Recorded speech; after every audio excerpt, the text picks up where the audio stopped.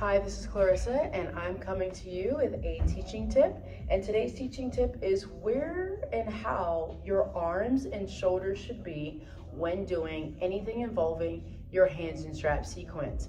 Now, sometimes I know that can get a little sticky at times, so I'm going to just try to do my best to clear things up in 90 seconds or less. So here we go. I'm going to red and a blue spring, and I lay onto my back, and I bring my arms up towards the ceiling, of course, placing my hands into the straps.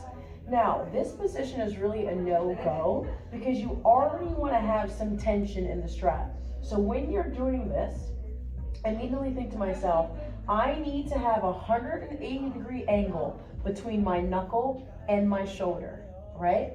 You also want to make sure that the shoulder blades aren't rounding up. If you find that your shoulder blades are rounding up when your arms come up, that might be an indicator that you need to put your headrest up to kind of elevate you a little bit so that way you can have more of a wider base of support, but also just mainly the angle changes here as well.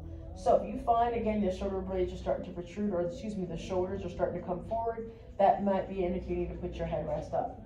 Otherwise, I'll put my headrest back down, all right? Arms are about the width of your shoulders here, and your arms are in line with your shoulders. Find your tabletop position, and then you bring your arms down and up. Now, tabletop may not work for you, so then what do? Pull your knees closer in towards your chest. That will put your pelvis in a posterior tilt, giving you a little bit more relief for your lower back.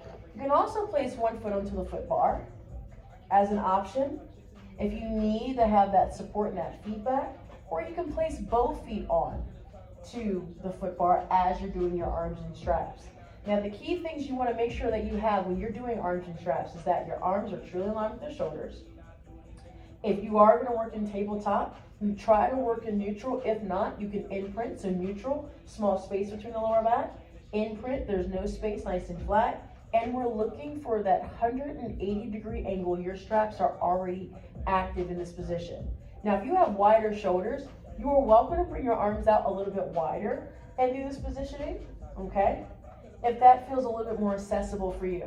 We're all about making Pilates accessible and free and an enjoyable experience for everyone. So that was my teaching tip. Sorry I went over 90 seconds, but I hope that you enjoyed. Take care. Bye-bye.